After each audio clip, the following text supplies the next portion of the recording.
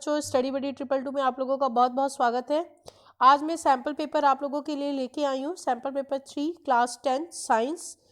Total 3 hours का paper होगा, 80 marks के क्वेश्चंस होंगे। सेक्शन ए पार्ट जो है जिसमें एमसीक्यूज आएगा 20 मार्क्स का, तो उसका फर्स्ट क्वेश्चन है हमारे पास कि in the experiment on finding the equivalent resistance of two resistors connected in parallel, two student connect the ammeter in two different ways as shown in the figure.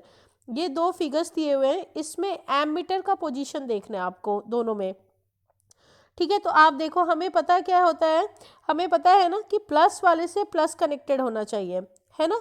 तो यहाँ पर देखो, ये जो प्लस का साइन है, ये जो प्लस का साइन है बैटरी का, तो ये प्लस के साइन से यहाँ पर एमीटर प्लस ही कनेक्टेड है।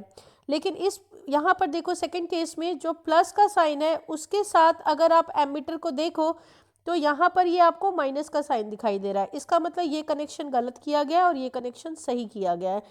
तो फर्स्ट आपका करेक्ट ऑप्शन है, तो इस तरह से हमारा आंसर सी करेक्ट हो जाएगा। ठीक है, फिर सेकंड नंबर क्वेश्चन में हमसे पूछ रहा है कि match the following with correct sequence. Correct sequence में आपको इसको अरेंज करना है।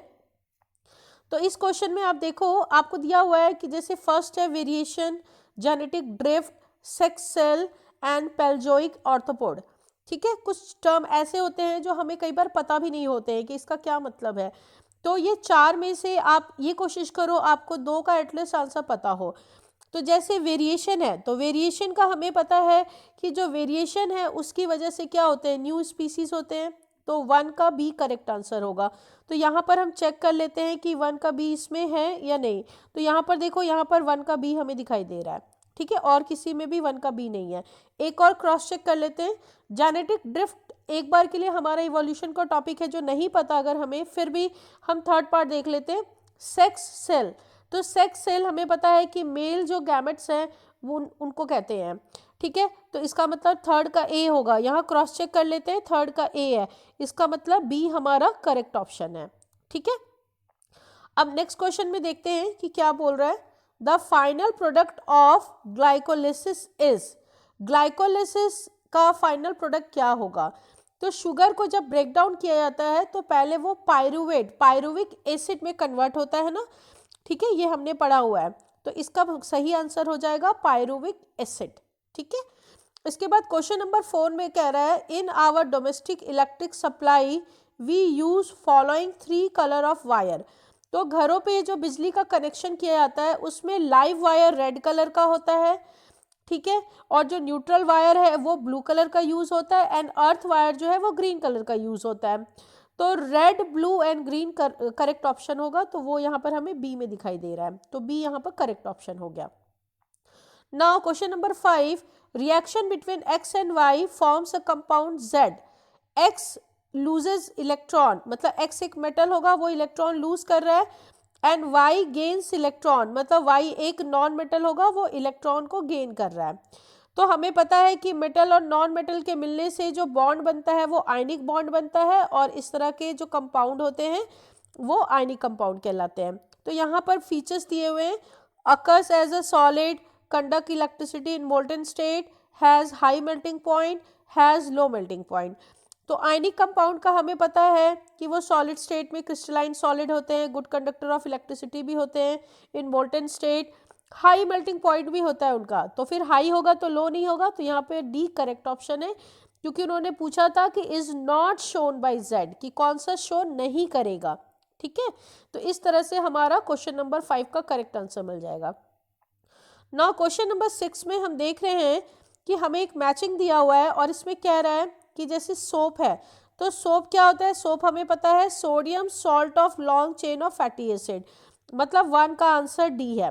तो यहाँ ऑप्शन में देख लेते हैं 1 का डी कौन सा है, तो 1 का डी हमें सी में मिल रहा है। लेकिन एक क्रॉस चेक कर लेते हैं फिर से।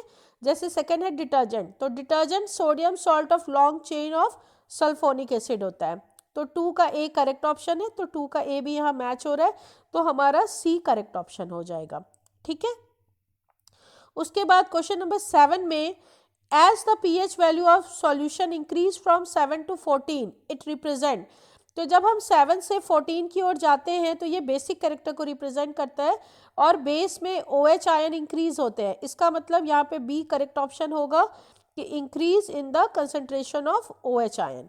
Okay, now question number 8. In amoeba binary fission take place by the following step. Amoeba में बाइनरी फिजन होता है, उसके 4 स्टेप्स होते हैं. फर्स्ट स्टेप में हमें पता है क्या होता है कि उसका जो साइटोप्लाज्म है एंड जो न्यूक्लियर मेम्ब्रेन है उसमें क्या होता है, कॉन्ट्रैक्शंस होते हैं. उसके बाद फिर न्यूक्लियर जो है वो सबसे पहले सेल मेम्ब्रेन, उसका साइटोप्लाज्म डिवाइड होता है, फिर उसका सेल मेम्ब्रेन डिवाइड होता है. ठीक है, तो यहाँ पर हम देखते हैं कि फर्स्ट ऑप्शन में कह रहा है the cellular construction increases and divide the whole body into equal half. तो ये तो फर्स्ट स्टेप नहीं हो सकता. A construction appear in the cell membrane and nuclear membrane, तो ये हमारा फर्स्ट हो सकता है. फिर सी कह रहा है each daughter amoeba contain a nucleus surrounded by cytoplasm and cell membrane. तो ये फाइनल प्रोडक्ट बन रहा है जिसमें कि डॉटर सेल बन रहे हैं और उनमें अलग से न्यूक्लियस दिखाई दे रहा है और सेल मेम्ब्रेन है.